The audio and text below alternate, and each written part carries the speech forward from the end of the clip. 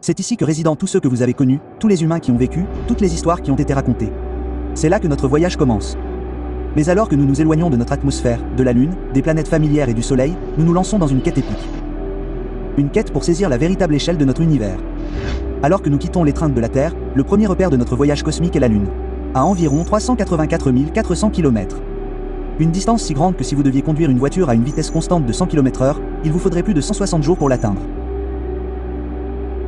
Et de ce point de vue lunaire, la Terre apparaît comme une sphère fragile de bleu et de vert bercée dans le vide noir de l'espace.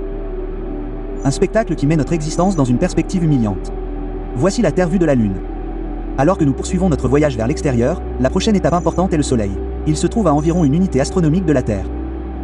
Cette unité, qui équivaut à environ 150 millions de kilomètres, est la mesure standard des distances dans notre système solaire. Imaginez. La lumière voyageant à la vitesse stupéfiante de 300 000 km par seconde met environ 8 minutes et 20 secondes pour aller du Soleil à la Terre. Si vous deviez parcourir cette distance dans un avion commercial volant à 900 km/h, cela vous prendrait environ 19 ans. Cette distance immense est un rappel brutal de l'immensité de l'espace, même au sein de notre propre système solaire. Le Soleil, un monstre ardent, fournit l'énergie nécessaire à la vie de notre planète depuis cette distance incroyable. En nous aventurant au-delà de notre planète natale et de son compagnon solaire, le Soleil, nous avons jeté notre dévolu sur Mars, notre énigmatique voisine rouge. Mars, au plus près de la Terre, se trouve à environ 54,6 millions de kilomètres. Cependant, cette distance peut atteindre 401 millions de kilomètres lorsque les deux planètes se trouvent de part et d'autre du Soleil. Pour mettre les choses en perspective, voyager vers Mars à la vitesse d'un avion commercial prendrait plus de 50 ans. Cette vaste étendue d'espace entre la Terre et Mars a représenté un défi de taille pour l'exploration spatiale. Les rovers et les sondes que nous avons envoyés sur la planète rouge entreprennent un voyage qui n'est pas seulement long, mais qui est également semé d'embûches en raison des distances et de la dynamique orbitale en constante évolution. Alors que nous nous dirigeons vers les confins de notre système solaire, nous rencontrons Neptune, la géante de glace lointaine située à environ 4,5 milliards de kilomètres de la Terre. Neptune marque la limite de notre voisinage solaire. La lumière du Soleil traversant le vide spatial met environ 4h15 pour atteindre Neptune depuis le Soleil. Cette distance stupéfiante illustre l'immensité de notre système solaire. Lancée en 1977, la sonde spatiale Voyager 1 incarne la curiosité insatiable de l'humanité et notre désir d'explorer au-delà des frontières connues.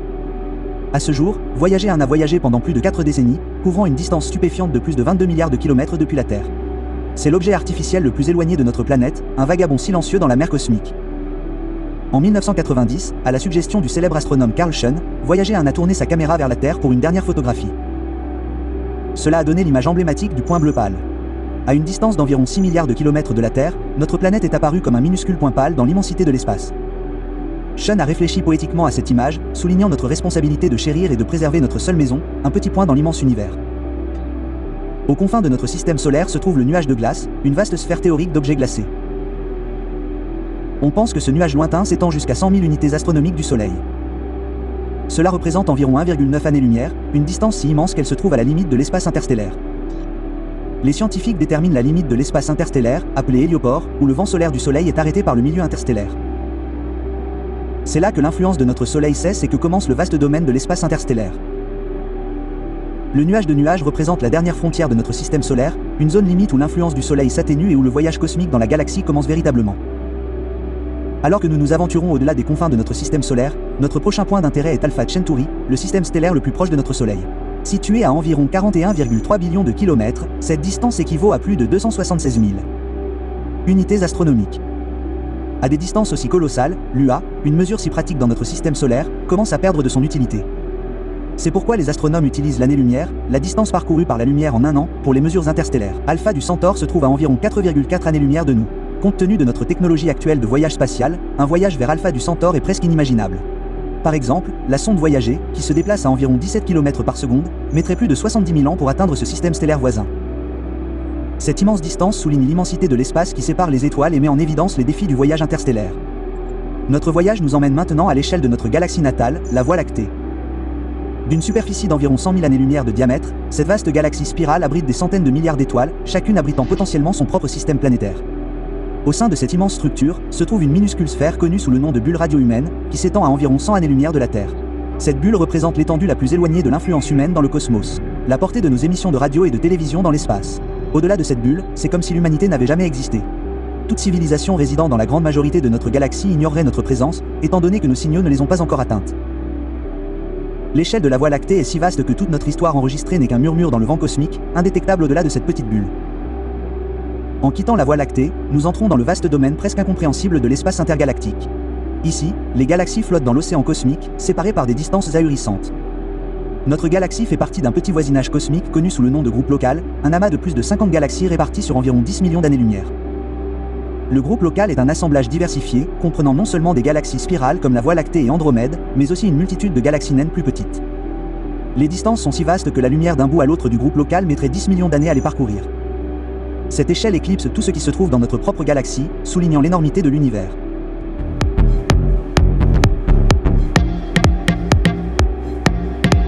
Bon les gars, je vais être honnête avec vous, j'ai pas envie de faire du marketing à la con, j'ai pas envie d'insulter votre intelligence, quoi que ce soit, j'ai juste envie de dire la vérité, de dire ce que je ressens, c'est tout en fait. C'est que l'espace intergalactique est une étendue silencieuse, une vaste étendue sauvage entre les îles de lumière galactique. Dans cet immense vide, notre galaxie, qui abrite toute notre histoire, n'est qu'un minuscule point parmi tant d'autres, une seule histoire dans la grande bibliothèque cosmique. En étendant notre regard cosmique au-delà du groupe local, nous rencontrons le colossal superamas de la Vierge, une immense collection de groupes et d'amas de galaxies, y compris notre propre groupe local, englobant une région de l'espace d'environ 110 millions d'années-lumière de diamètre ou 33 mégaparex. Le superamas de la Vierge est une structure titanesque dans l'univers contenant des milliers de galaxies d'au moins 100 groupes et amas de galaxies, chacun avec sa propre myriade d'étoiles et de planètes. En nous éloignant du superamas de la Vierge, nous arrivons à une structure cosmique encore plus stupéfiante, le superamas de l'Ania. Cette immense congrégation de galaxies qui comprend le superamas de la Vierge et s'étend sur plus de 500 millions d'années-lumière est notre foyer galactique à grande échelle. L'Ania, qui signifie paradis immense en hawaïen, porte bien son nom. Contenant la masse de 100 millions de milliards de soleils, l'Ania est un chef-d'œuvre gravitationnel avec des amas de galaxies, des superamas et d'innombrables corps célestes liés dans un réseau cosmique d'attraction et de mouvement. Au cœur de l'Aniakia se trouve le Grand Attracteur, une région mystérieuse de l'espace qui exerce une attraction gravitationnelle massive sur les galaxies de ce superamas. Dans cette vaste étendue, notre Voie lactée, l'ensemble du groupe local et même le superamas de la Vierge ne sont que de minuscules composants de cette gigantesque structure. L'Ania fournit un contexte profond à notre existence. Dans cet immense superamas, nous faisons partie de quelque chose de bien plus grand et de plus majestueux que nous ne pouvons pleinement comprendre. Alors que nous atteignons les limites de notre exploration cosmique, nous rencontrons les limites de l'univers observable, une merveille astronomique s'étendant sur environ 93 milliards d'années-lumière de diamètre. Cela soulève une question fascinante. Si l'univers n'a que 13,8 milliards d'années, comment peut-il être si vaste ? La réponse réside dans la nature de l'expansion cosmique. L'univers est en expansion depuis le Big Bang, étirant l'espace et augmentant les distances entre les corps célestes. Mais qu'y a-t-il au-delà de l'univers observable ? Cela reste l'un des plus grands mystères de la cosmologie.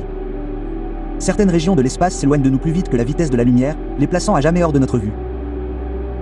Par conséquent, la taille réelle de l'univers tout entier reste inconnue et potentiellement infinie. L'univers observable, aussi vaste soit-il, pourrait n'être qu'un minuscule fragment de l'étendue cosmique tout entière. Nous en arrivons à la conclusion humiliante qu'il pourrait toujours y avoir des régions de l'espace, des galaxies entières et des merveilles dont nous ne serons jamais témoins alors qu'elles se retirent sans fin dans les profondeurs de l'univers en expansion constante.